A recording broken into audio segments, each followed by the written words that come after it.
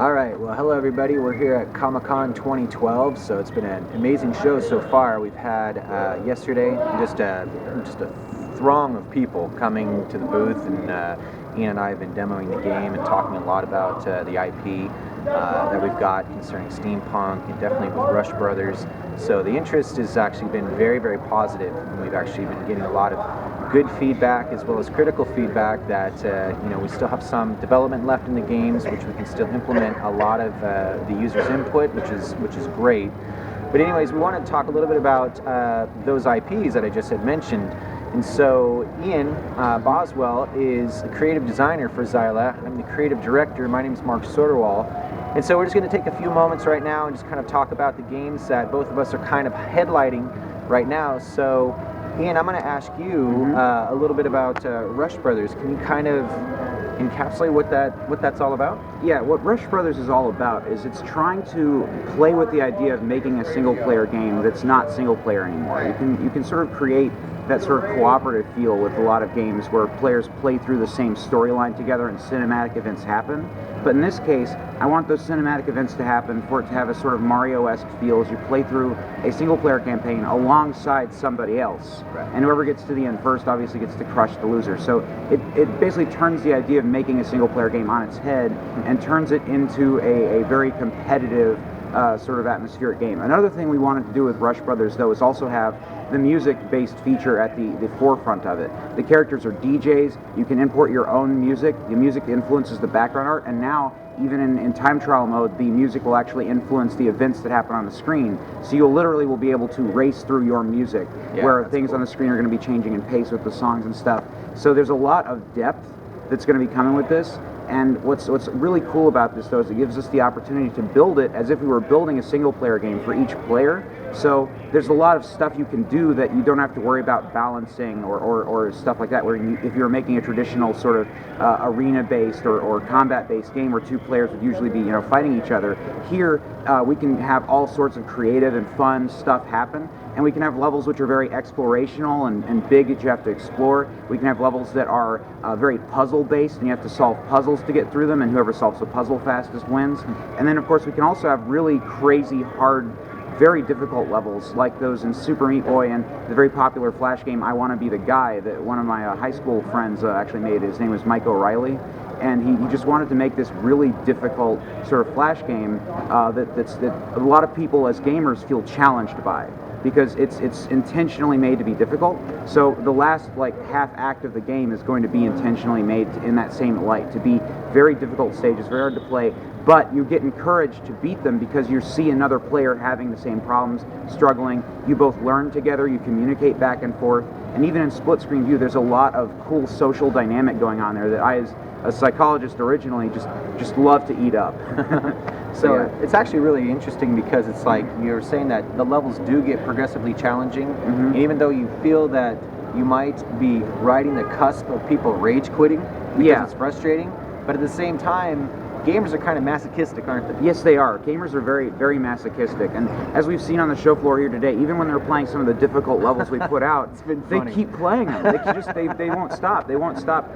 Jumping into pits of spikes and dying repeatedly, and getting eaten up by chainsaws and stuff, because they just love it. They love being able to jump in again, because the game gives you infinite lives, and this is a game which really takes advantage of that idea of you can just try and try again, and you learn from your experiences and you get better. It's a constant rolling learning process, and it's really cool. Yeah, one of the things that we've been seeing too is that the game does keep metrics of how many times you die and different things like that. So after a player completes a level, especially if they're PvP, they're playing against another player, even though they've died multiple times, like 43 times or 50 times, it's really funny because you see them pointing fingers at each other saying, you died 60 times, I only died 10, or something like that. So it's always about kind of a one-upmanship. It's funny because I didn't think the metrics were going to play that big a role, but they actually love the metrics. I mean, the whole point of doing Rush Brothers is because I didn't want the metrics to be what the whole game was about. I wanted it to be about the real-time race, but it turns out the metrics still matter, and I'm glad we're keeping those numbers, because on Steam, when you're playing, you'll get to see a tabulation of how many times you and all your friends have died on each stage,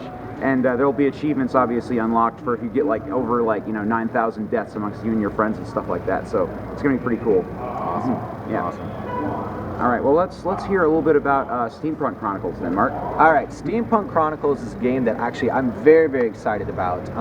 Just from a stylistic standpoint, steampunk as a genre and as a community is amazing. There's such a cult following. It's almost like the way the Star Wars fans are. You know, you've got fans that are part of what's called the Star Wars 501st, and these are people that actually go out and build their own replications of costumes of different characters in the game, like Imperial Stormtroopers or Darth Vader or Clone Troopers or Boba Fett. You know, these classic iconic characters, and the community there is so rich and so strong and so passionate.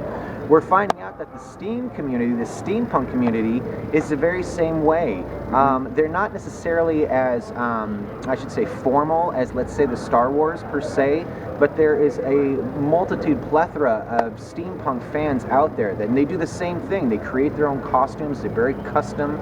They're extremely rich. A lot of these costumes are very expensive because a lot of the features of their costumes, a lot of the materials that they buy are very expensive, premium type of stuff. So it just shows the amount of investment that a community like this places into just the passion of what it is they like, this genre. And we're finding that a lot of them, most of them, are gamers or they love comic books. I mean, they're very nerdy, they're very geeky, but they're very passionate. And so Steampunk Chronicles, this game, fits so well into that community. And besides that, it's just got such a mass appeal as well, because even though people aren't necessarily going out and buying these expensive steampunk outfits, they do appreciate that culture. It's couched in mystery, it's couched in a romantic kind of neo-Victorian, it's very imaginative and creative, very Orson Welles and very Clockworks, Dynamics types of, gears and cogs and real kind of mechanized machines that, just it has so many great traits to it. Well, we've taken all of that and pressed it down into a gaming format, and it's a 4-player co-op action-adventure game, which is actually a lot of fun because, like Rush Brothers, you get to share the experience. So many times in the past, games have been really kind of a single-player experience, and so you've just kind of gone through the game alone. Well, with Steampunk Chronicles, you can share that experience in real time with friends on your couch or wherever, or you can go online and play it with people all around the world that are, stacked up in lobbies waiting to play games, and all of a sudden now you're going around with somebody, from another country or somebody from another state or in another city, and you're both having and sharing this experience as you're walking through these levels, solving puzzles, discovering, exploring. Definitely beating up people, customizing weapons, leveling up your characters. And so the game is very much like the Xbox Live game, which is called Castle Crashers, which is an extremely successful title. It's very accessible, very pick up and play, which is great, which resonates a lot to the casual community out there. But yet there's still so much customization in the game that people, even though they're playing cooperatively together, still feel a very individual experience because their characters are different. They get the ability to level up the different attributes of their character, their strength, their speed, different things like that, the range of their weapons. And that's another great thing too, is that there's such a variety of mechanics that a player can choose and how they want to experience the game. They can fight with swords, they can shoot with pistols, they can shoot with long-range rifles. We have targeting in the game, which is something that a lot of the beat-em-ups out there don't have, to where we can actually shoot chandeliers down off of ceilings or break objects that affect the gameplay. You can shoot lamps down off of the ceilings and they can crash on enemy units and different things like that. The guns can be modified. In fact, we actually have a custom weapons feature that we're designing for the game, to where as you're exploring around the environment, and these environments are really rich and really lush, and like I said, they're couched in this steampunk this steampunk kind of visual style, which is very over the top. Oh yeah. And just very very immersive. And so you're going around these levels, and not only are you fighting and being challenged in that sense and using these different weapons, you're also collecting. So players feel like they're getting achievement all the time with accomplishing puzzles, with collecting different artifacts and different items that they can either add to their outfits, or they can have different items that they can take back to their shop and build new weapons that have new attributes, which will give them a new experience. So if I can sum up the game in kind of one term, it's replayability. There's a lot of replayability to this game because you have so many different characters to choose from, so many different types of customization, so many different types of leveling and attributes that you can utilize with the characters. So it's just going to be just a great game, and it's going to be a lot of fun and very, very diverse and a different experience each time. In fact, you know, we even have a story element, a story arc that goes with the game. That there's a love interest in the story. You're pursuing, you know, your heart's desire. Her name is Sarah Wellington.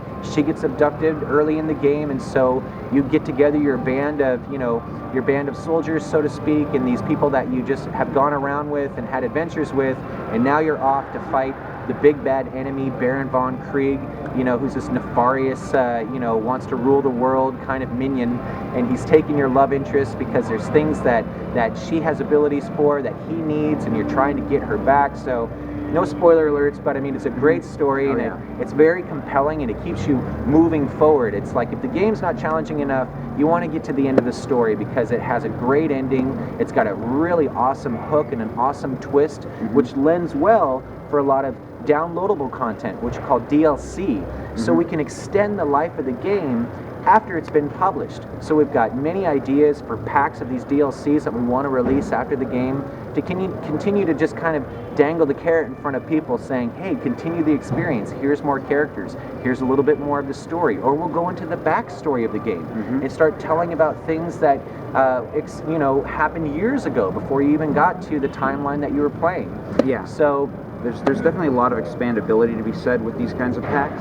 And the other thing that's really cool is that the steampunk game as just a theme has really been turning people's heads a lot. We've had a lot of people come by the booth in steampunk costumes, but one other thing I really wanted to mention here is that I've noticed that the industry is starting to kind of catch on to the idea that people like to have those big, deep, rich, story-filled sort of situations with their friends, which is why you're seeing more co-op games coming out. And even games like Dead Space, for instance, Dead Space 3 is going to have drop-in and drop-out multiplayer where a second player can come in and play. That's cool. Steampunk Chronicles is similar to that because it's like a beat 'em up. You can have people drop in and drop out during play as well, so that's also going to be cool. Yeah, and the great thing is because a lot of the player characters are very individual in their attributes. Some players are really good at shooting long range. Some players are really good with engineering, so they can repair puzzles that you need to fix in order to progress through the level. But, you know, we're talking a lot about multiplayer and co-op. However, the game, because it has a nice story element, it has a nice linear fashion to it, you can still play through as a single-player campaign. But however, if you want to bring in some of those other player characters, that's fine. You can do that, and they'll be controlled by the computer. But the great feature that we want to be able to add to the game is the fact that as you're playing through, you'll be able to jump in and out of these different characters in order to play them. You know, so if you want to play the game as Maggie Royce, who's the engineer, who's really good at sword fighting, but all of a sudden you have another avatar with you, James, who's really good at sniping and long range. You jump into James, and all of a sudden you're running around with this great rifle, the steampunk rifle, and shooting things and whatever. Then you jump back in to Maggie to do some sword fighting. And so there's a lot of diversity that we're designing for the game to really capture either the single player, the co-op player, the multiplayer. So we just want to make sure that everybody's able to enjoy and experience Steampunk Chronicles. Definitely, yeah. So I suppose, I mean, what as a whole, both games just are trying to communicate that we are all about trying to let people have their own creativity to experience deep, rich, story-based stuff together with their friends, either competitively or cooperatively.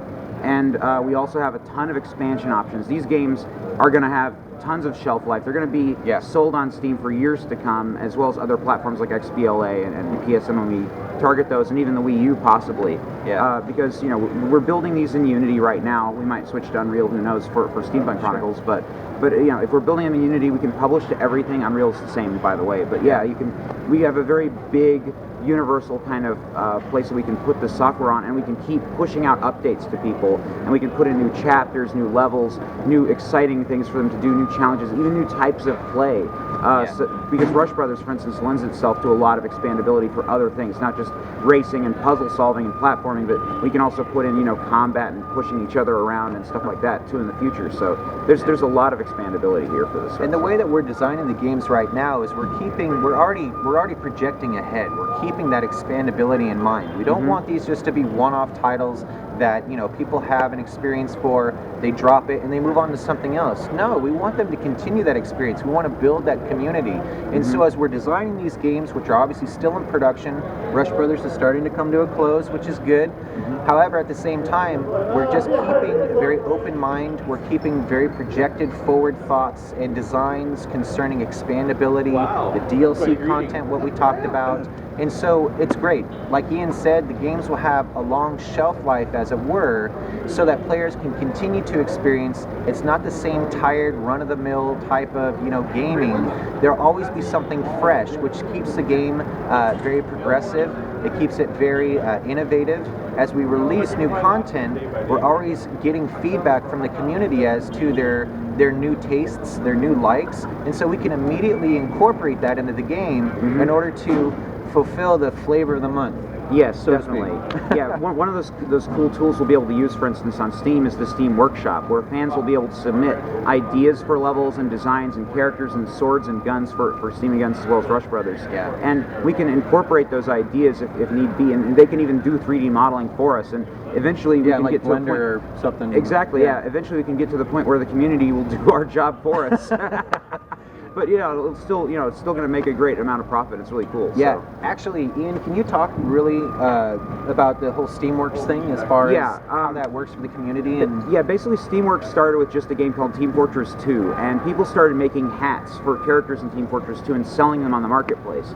And on average, the average hat brought in about $35,000 within a month Just for for a that hat. user. Now, Valve, of course, took about 30% of that profit themselves, so they got, you know, several thousand as well. And it's really cool because we can do something similar where we can do like a profit share, or we can just, you know, just take profit from people. Really, there's nothing saying we have to profit share. We can certainly allow people to submit their own creative ideas and come in and do that. And Steam wants more titles to use the workshop. As of right now, there's maybe 8 titles doing it of the thousands of games in their collection, and they get really excited when they hear about a game that's going to come on that has a lot of customizable features like Rush Brothers, where users will be able to build their own levels, for instance, in a level editor just by hollowing out, you know, like some basically blocks on a grid, and then they can play through them, test them. If they can beat the level, then they can invite their friends in to play with them and stuff like that, and then share that level. And then the fans in the community can either thumb up the level or thumb it down to choose if they want the level to be published or not.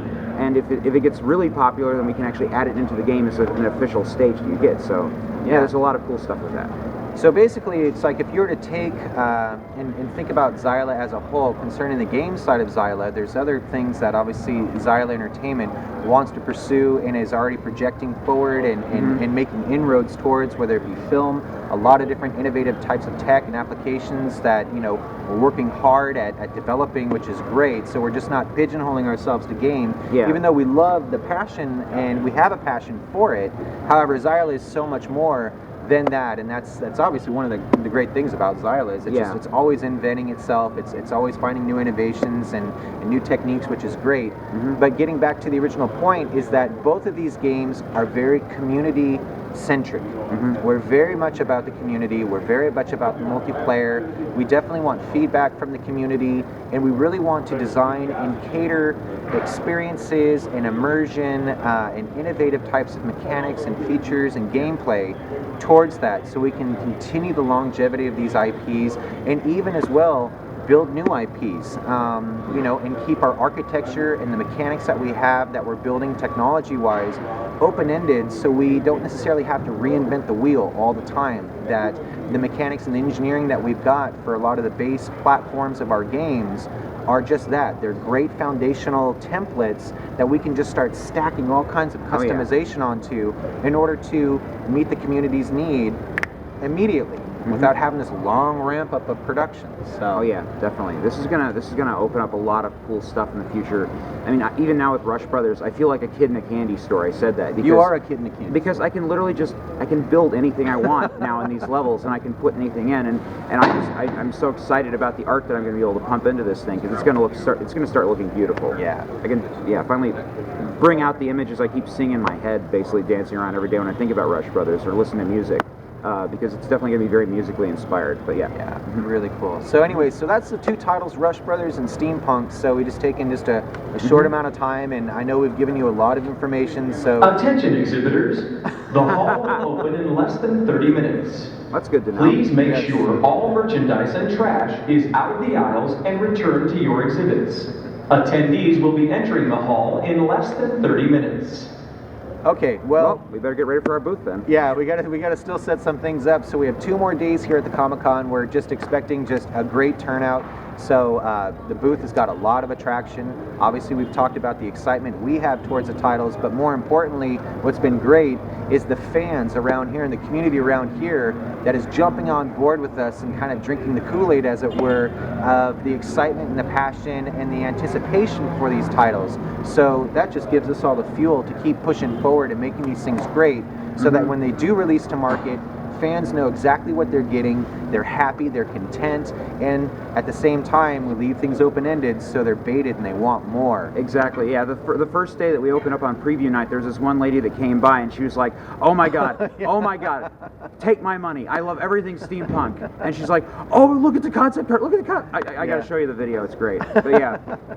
So, all right, well, thank you guys for listening. I hope it was educational. Obviously, Ian and I and the team are very passionate about the titles that we're creating. We're just very excited for the future of Xyla. So we're going to continue with the Comic-Con, generate a lot of great feedback, and really get people excited about this game. So thank you very much. Yes. Thank you. Have a great day.